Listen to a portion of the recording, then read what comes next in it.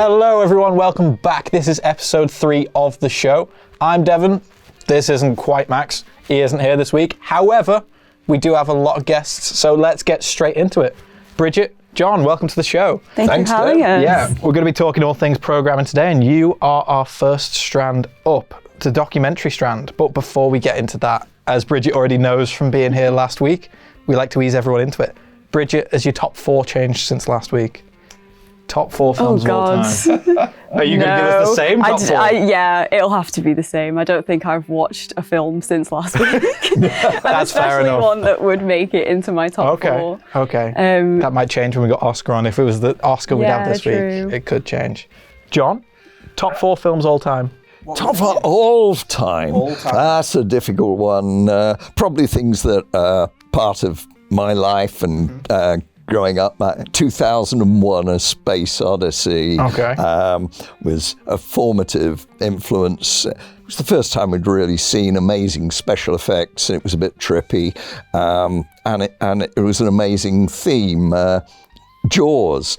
Again, my choices are pretty mainstream, but Jaws, the great 2-note music from John Williams, which I later found out that the temp track for that was Mars from Holst's Planets. Wow, okay. And John Williams did that amazing job with the theme and coming up, which Spielberg initially didn't like. And then I suppose, actually there's 2 films I've seen in the last year that really come up in, first was A Taste of Things. It's a French film set at the end of the last century, the Gourmets, about that time. And it's a film where virtually nothing happens. The first 23 minutes is virtually the reverse of Saving Private Ryan. Right. In that all it is someone preparing a meal.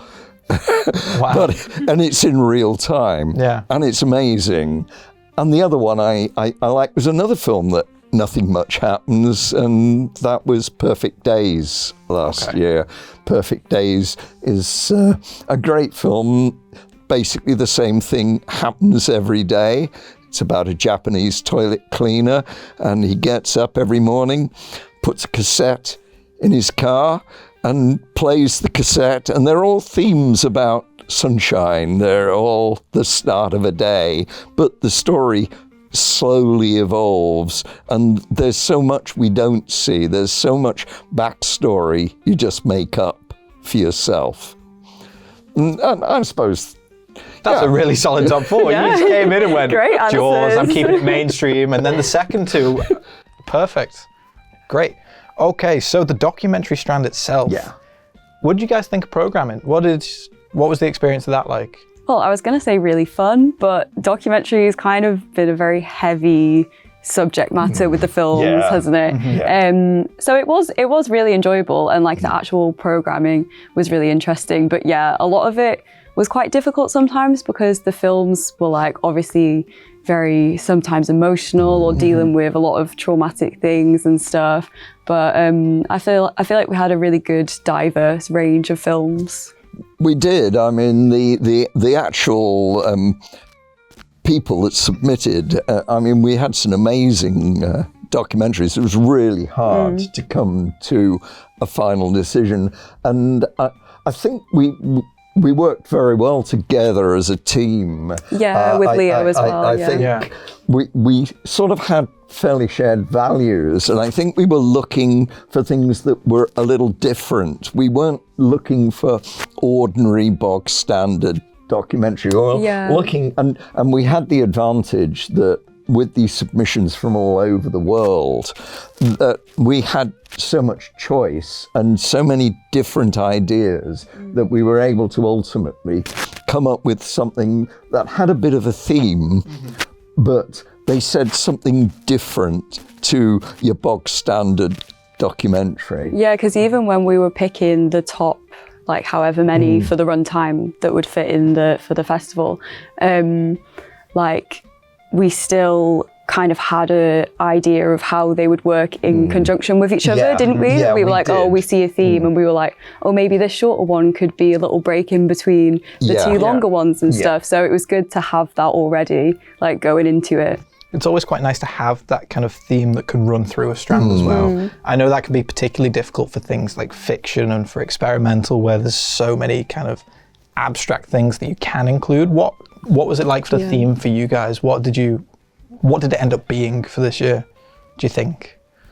Well, I think it's about values at the end of the day. I think all of them challenge a narrative. I think all of the ones that we've chosen in some way. So if we just take Swim Higher, which is one of it's a beautiful film. And at first sight, you're amazed by the beauty, and then you come to the challenge that really hits you. And I think a lot of our films that we selected challenge what you're expecting. Yeah, and a lot about like people having things in their life happen that are out of their control, say like Roots as well, Roots. About the mother, and the one about vitiligo, and it's about these people having these things happening to them, and then it's how they have dealt with it and their like strength. And I think that's quite a reoccurring theme. It is a recurring theme for virtually all of them. I mean, I saw a lot of the films. I haven't seen all of them yet, but I've seen most of them, and a lot of them seem to be about that individual identity and that personal journey and pushing through. And I think that's something that's really important in the world at the minute, and something we see a lot in, I'm going to say, actual films that aren't student films, and things that you see kind of winning the Oscars and the BAFTAs and stuff like that. There's a big drive for pushing on personal identity and perseverance, if you will. And I think that's something that's really interesting to see, that it's also been reflected within our festival as well. Yeah. Is there anything else that's been really interesting to you guys so far in the process? I mean, the one that's most amazed me is To Kill and or Be Killed. The Brazilian one. Very unique. It's about how a marginalized group of people in Brazil have these rap battles that they really shout at each other, and in place of where they could be stabbing each other or killing each other, they have these absolutely amazing battles of rap. It's like empowering, like an outlet for them. And it's so dramatic. And even the style of the film as well. Like, even though we've got like the themes and obviously the content is, you know what I mean, what you'd think of to be the main thing in documentary, but also the style and like the actual filmmakers' creativity in making the films has just been like really diverse as well. They have. I mean, you'll see an enormous range and variety, as Bridget says, of styles of filmmaking. You know, it will be an enjoyable 90 minutes or so I hope so. for people to come and watch. Yeah, it's so refreshing to have that kind of diversity across the whole program as well. Yeah. Well, I think that's all we've got time for this segment. Thank you guys for coming on the show. It's been great to have you. Next up, we are going to have the animation strand with us, which is Oscar and Viv. Well, we've now got Viv and Oscar joining us on the show. Guys, thank you for coming in. Thank you for having us. First question we ask everyone on the show. Top 4 films of all time, what are they? Viv, I can imagine yours are a little shorter than Oscar's. So we'll go first. Oscar has a lot of explanation for his films. Very much based with music. Witness. Okay. The Graduate. Interesting. Anything is Shallow from Richard Curtis, except Yesterday. Okay. Except Yesterday. And A Hard Day's Night. Very nice. Oscar, what about you? Well, for me, my top 4 hasn't changed, I think, at all since like 2019. But it's been in no particular order. Hunt for the Wilder People from Taika Waititi, which was, just sort of a very landmark film for me. The Raid 2. You're going to have some great over-the-top action in there. Oh, yeah. One of the best action films of all time, I think, if not the best. As Max would say, if he were here and not this. Well, he would say it's blokey film, yes. But And then 8th grade, which, you know, I would maybe say is my absolute favorite film of all time. Just absolutely love it. Very, very authentic story, and just, you know, really emotionally engaging. Love it. Absolutely brilliant. And then Your Name, the anime film from Makoto Shinkai. But as well, I have, I'm at Obi Films on Letterboxd, if you guys want to check my profile out.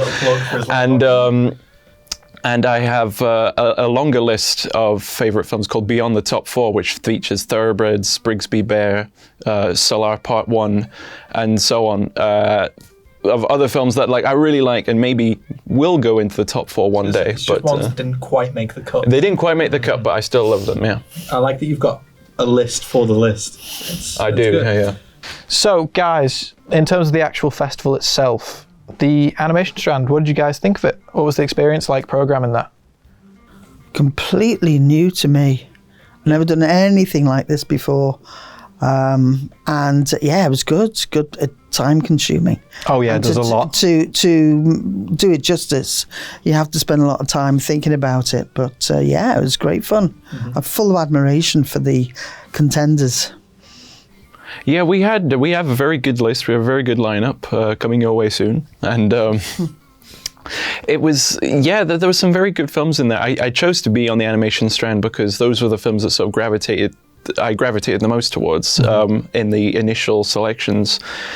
And yeah, you know, we've selected, very fine selection of films, a good variety of films. We've got, light and happy films along with films that tackle, I guess, more serious subject matter. And it's been a very, very fulfilling experience, I think. Yeah, I'd say that's definitely interesting. We were just talking with the documentary strand about how they have a consistent theme that runs through their entire strand.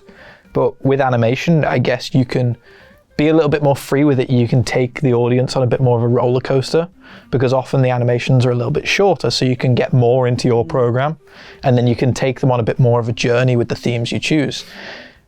With that being said, there was a load of different animation styles for the films that have been chosen. How has that been to jump between the different kind of the CG and the hand-drawn and all those different styles? What was that like for you guys? Made it interesting. Yeah. It's added to the variety, the diversity, and I hope we chose a good selection that was an example of all of those. It was just amazing to go through them all and choose them. Now, there's one particular film in your strand that I am very excited to see the audience reaction for. What was it like to watch that film for the first time for you guys? Well, without giving anything away, you'll know the film we're talking about. You will know what you're talking about after you've seen it. Yeah, come back after the animation strand and watch this podcast and go like, yeah, I know. But yeah, it was very funny. We weren't the first people to get sent it, but when it was sent my way, I was like, I'm glad this was sent over. It caused a bit of a stir in our debates, I guess, with Lydia and Martin. Because they were like, "Oh, what is this? It's gross. Like, why would we show this?" And we're like, "It's hilarious." As to whether it should be included in the program, and I think that actual kind of shock factor is why we wanted to include it. Yeah. Because you can only play it safe for so many films that you actually choose. Yeah. Yes. Yeah. So come and watch it. It's his gross and funny. Yeah, indeed. Well, you heard it here first. Thank you guys for coming on the show. That is unfortunately all we've got time for. So, next up we have the fiction strand, and joining us is Jake and potentially Leon if he's here. We don't know yet. Join us in a bit. Jake, welcome to the show. Nice to have you on. First question first. Okay. Letterboxd top 4. My Letterboxd top 4 is Scott Pilgrim versus the World. Okay. The Lobster. Interesting. La Haine. Okay. And True Romance. Okay, I want to circle back to the Lobster. What the hell is the Lobster? It's quite a weird film. I'd say black comedy, dystopia sort of thing. Okay. If you're a single person, you get sent to a hotel and you got to fight. You're in there for 45 days to get into a relationship, or you get turned into an animal. And the main character wants to be a lobster if he doesn't make it. Do you get to choose which animal you turn into? Yeah. you choose at the start when you're getting processed in, and he wants to be a lobster because, yeah. I have so many questions as to how that works.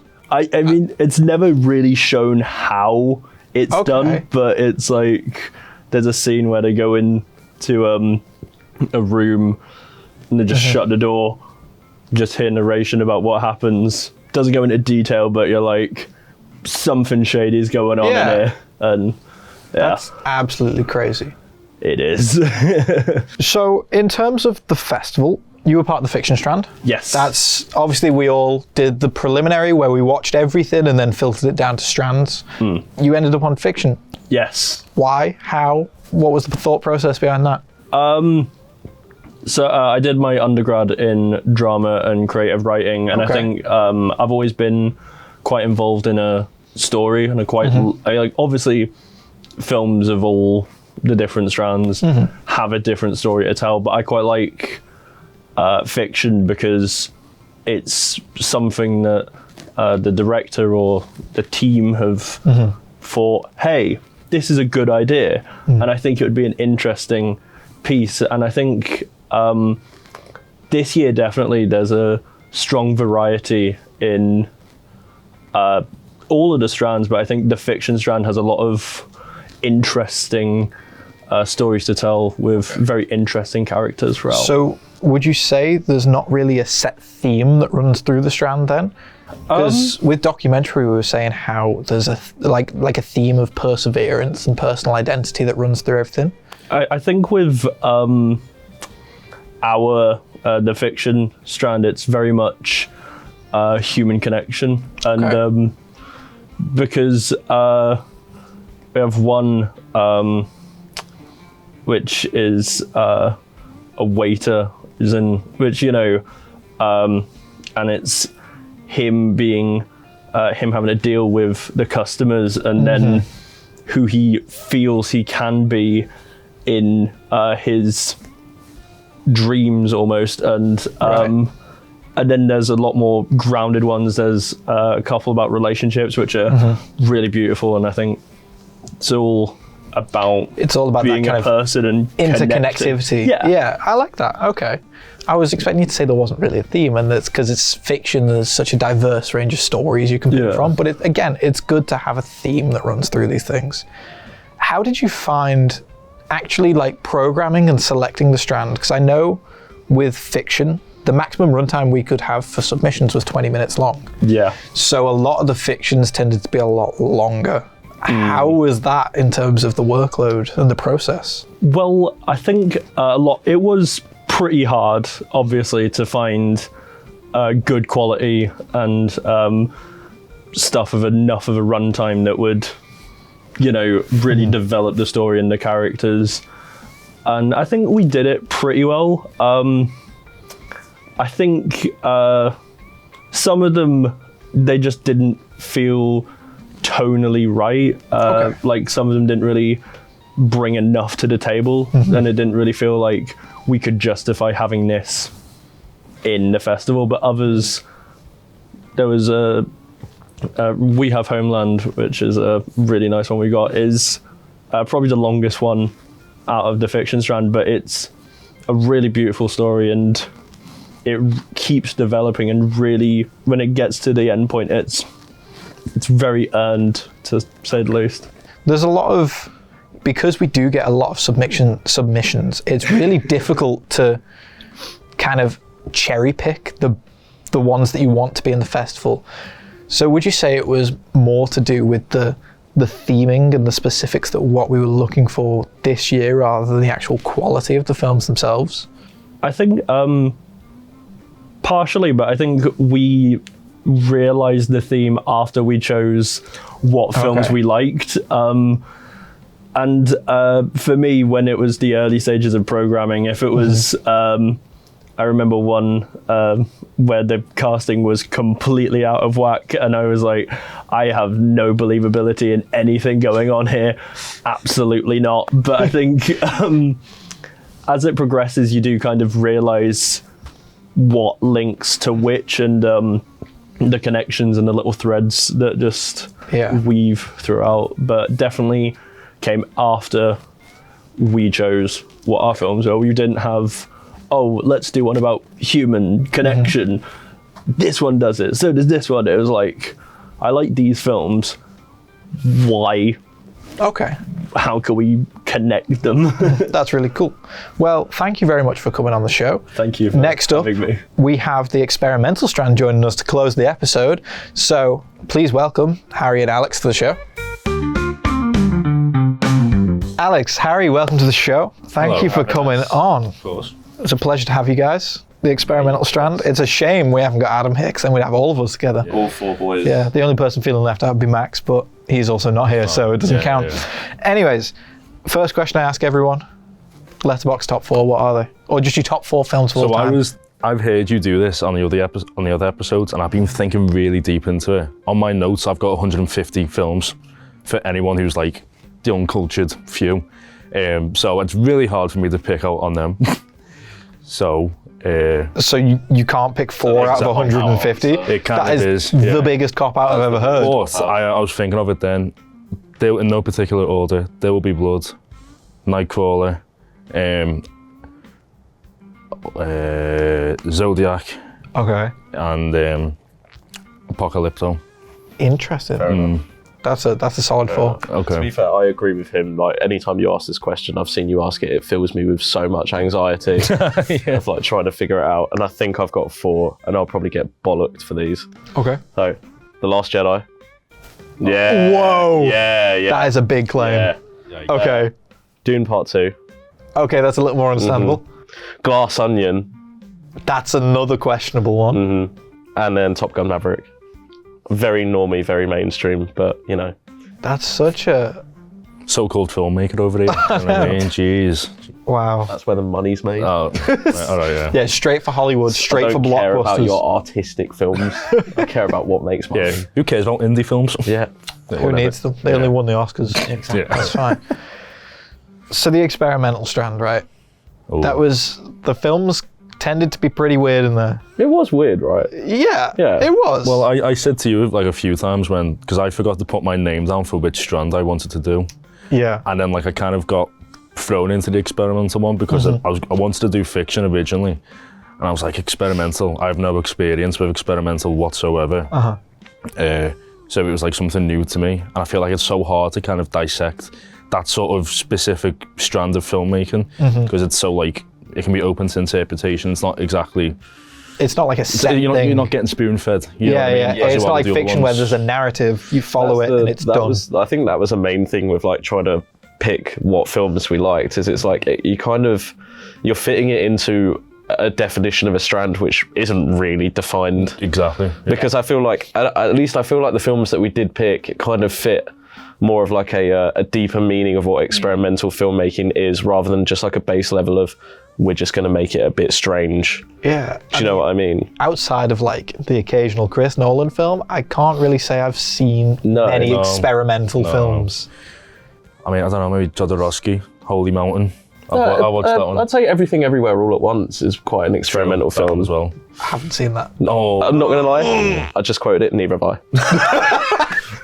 But like knowing what the film is about, and I've seen like snips of it, I'd say it's quite an experimental film. Do you know what I mean? Yeah. Maybe not in the way that it's. Maybe not in the techniques. Yeah. Maybe more in the narrative. Have you just got that just from doom scrolling, and you've just seen it like on multiple YouTube shorts? And probably an hour on the toilet every morning. Nice. Yeah. So in terms of how abstract these films actually are, did that make it more difficult to select the program? Because I think the weird thing about our strand was when we actually went into the meetings to say, right, we want these in the program, we were pretty quick. We were done in like 45 minutes. I was going to say, we were all quite like-minded. That was the one section of the program in which I was worried about, because I thought we were all going to be like... I thought I was going to have to argue for some films. Exactly. Yeah. There were a few that didn't, but I was like okay with it, because the final selection was pretty strong, I think, anyway. I think the biggest thing about the films that we have picked is having an explanation of why they should be there. You know, like the things that we had the director's statements and things of kind of explaining what your film's about. And I think if you're able to pick up on the choices that they made in their films like that, you deserve to be here. Do you know what I mean? Yeah. Because it's not just you've made something that's different. It's being able to it's make not just that a bit understandable to people. Well, we've got quite a lot of like personal and sensitive ones as well, which I think it hits more. Yeah, I think it really kind of adds to how genuine some of the filmmaking actually is, and how genuine the message of our festival can be. Because this is what I was saying to some of the previous guests, is you could go for the safe options for when you're actually choosing your films, but to actually be a bit more adventurous and be a bit more bold in the choices that you make, like She's Asking For It, the film, that's the one that raised the most questions as to whether we could screen it. I think, to be honest, we needed it. It's really... We needed to save the justice for it. Yeah, because, it holds a message. Absolutely. It's a film that should be told. It was more deciding on whether, we stand enough in the seat of being able to push it forward. But I think given the platform that we can provide, it was the right choice. I think the countries as well was quite like the variation of countries we included in the Strand was mental. Yeah. Especially for experimental, I think that was probably the most diverse out of the actual strands. I don't know the exact statistics, but it was we had stuff from everywhere. And it was a lot of fun to program. It was a great time. Yeah. What did you guys think about the actual length of the projects themselves? Because we were talking about this again with the other strands. Animations, there's a lot of films within the program, and then fiction, there's very few, because they all kind of have, a lot of animations are short, and then a lot of the fictions were really long. Ours varied quite a lot, I think. I was kind of, because like I say, experimental was something new for me. So kind of focusing on something that was quite out there and quite show not tell. And there was obviously filmmaking elements that kind of made it easy to follow. But I don't know, I just kind of struggled with focusing on some of them with the ones that had a long duration.